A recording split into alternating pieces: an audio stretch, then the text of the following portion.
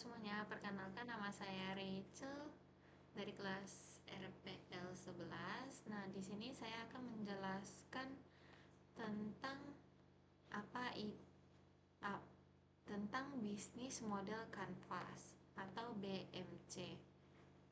Nah, apa itu bisnis model kanvas?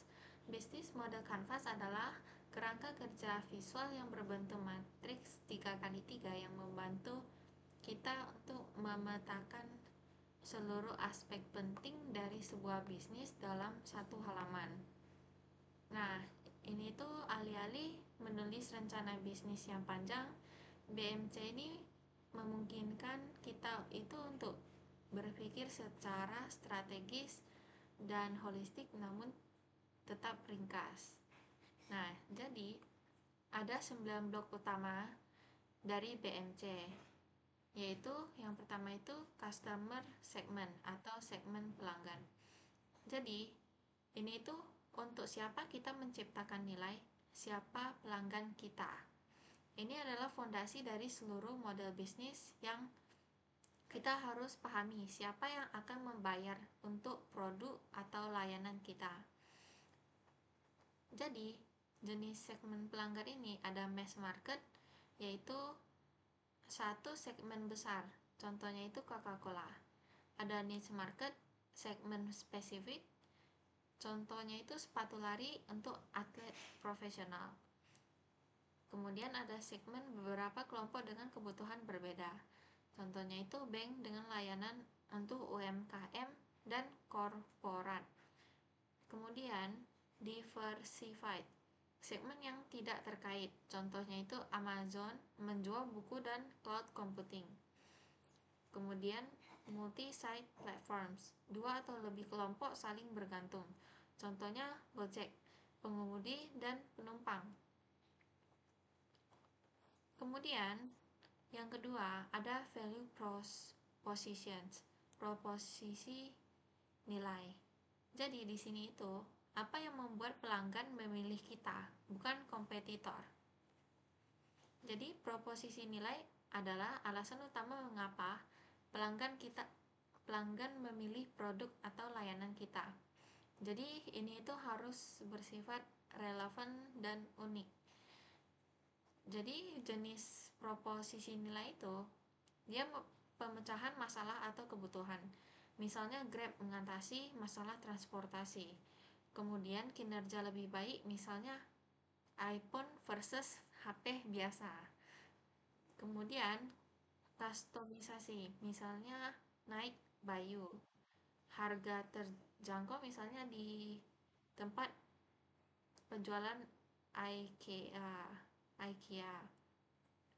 Kemudian desain atau kenyamanan, misalnya Apple Watch. Pengalaman atau status, misalnya Rolex. Nah, yang ketiga yaitu channels, saluran distribusi dan komunikasi. Di sini itu bagaimana kita menjangkau, melayani, dan menyampaikan nilai ke pelanggan. Jadi saluran mencakup seluruh proses kesadaran sehingga pembelian dan purna jual. Jenis salurannya itu bisa langsung dari website toko sendiri atau sales internal, atau bisa juga tidak secara langsung, yaitu reseller, distributor, marketplace seperti Tokopedia, Shopee. Kemudian digital itu ada email, media sosial, SEO, atau iklan online. Secara fisik ada gerai retail, pameran, dan acara. Nah, yang keempat adalah customer relationship, hubungan dengan pelanggan. Jadi di sini jenis hubungan seperti apa yang ingin kita bangun dengan tiap segmen pelanggan. Jadi hubungan ini menentukan pengalaman pelanggan dan loyalitas. Ada beberapa jenis hubungan, yaitu layanan mandiri atau self-service. Contohnya mesin ATM. Kita tarik uang mandiri, self-service. Nah, kemudian komunitas, forum pengguna, grup Facebook. Jadi di misalnya di grup Facebook itu pasti ada komunitas-komunitas yang dibuat oleh orang. Nah, kemudian personal assistant, CS atau via telepon atau chat. Biasa di produk-produk itu pasti ada customer service, ada di tera nomor teleponnya untuk telepon mereka jika ada terjadi suatu kesalahan. Nah, kemudian ada dedicated personal assistant. Jadi ini account manager untuk klien besar. Adanya akun untuk akun manager khusus klien-klien yang sudah sering atau yang lumayan besar. Kemudian ada Kio Creation, pelanggan ikut merancang produk. Misalnya ada Lego Ideas. Jadi pelanggan itu memberikan ide-ide kepada yang merancang. Nah, yang kelima ada revenue streams, sumber pendapatan. Jadi di sini bagaimana bisnis menghasilkan uang. Ini adalah mekanisme monetisasi dari proposisi nilai kita. Jadi ada jenis pendapatan yaitu transaksi satu kali seperti penjualan produk atau berulang seperti langganan. Misalnya langganan di Netflix itu kan per bulan bayarnya, atau membership dan maintenance fee, atau seperti lisensi software dan franchise. Terus ada free berbasis penggunaan seperti cloud computing atau AWS. Nah, kemudian ada iklan media digital seperti media digital atau YouTube. Yang keenam ada key resource, sumber daya utama.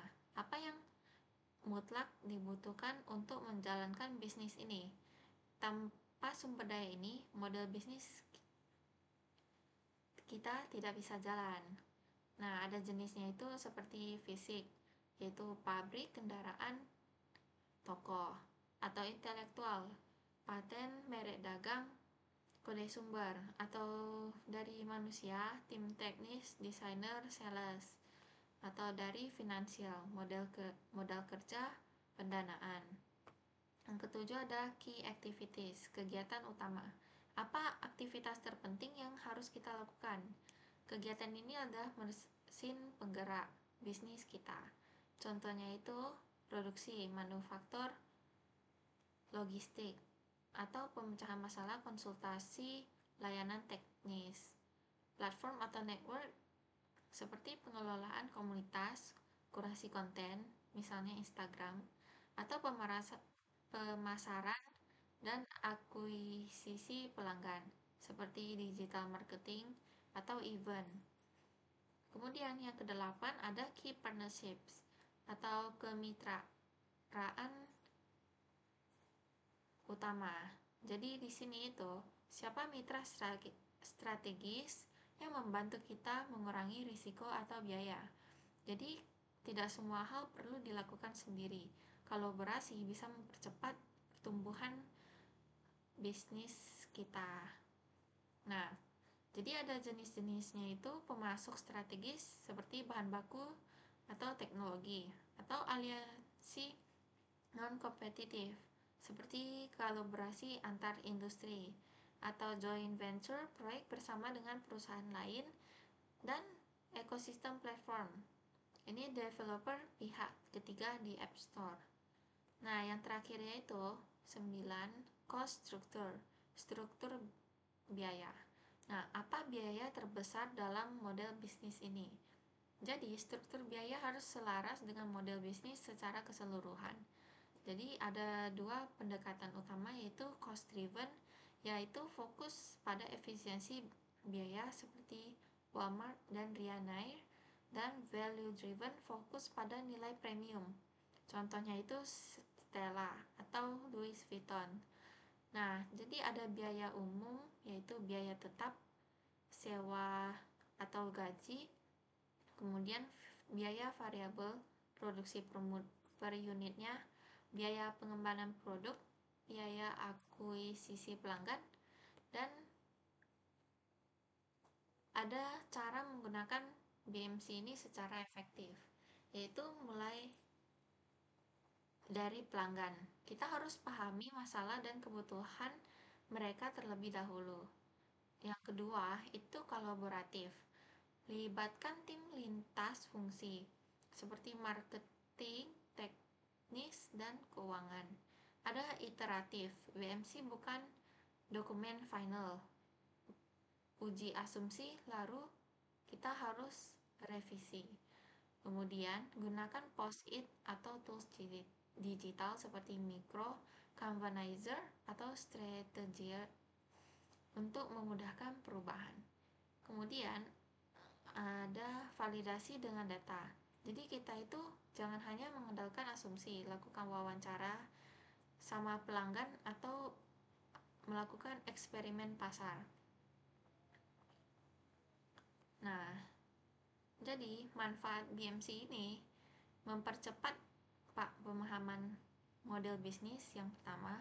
Yang kedua, mengidentifikasi celah atau ketidakselarasan, misalnya biaya tinggi tapi harga murah. Terus yang ketiga, yaitu memfasilitasi diskusi strategis tanpa jargon berlebihan. Yang keempat, cocok untuk startup, UMKM, hingga perusahaan besar yang ingin berinovasi. Jadi jika kita sedang mengembangkan bisnis, misalnya aplikasi bisnis, BMC bisa membantu merancang bagaimana fitur-fitur teknis kita menciptakan nilai nyata bagi pengguna akhir, sekaligus menentukan siapa yang akan membayar dan bagaimana kita memperoleh pendapatan. Nah, jadi sekian dari penjelasan saya tentang BMC, yaitu Business Model Canvas. Terima kasih.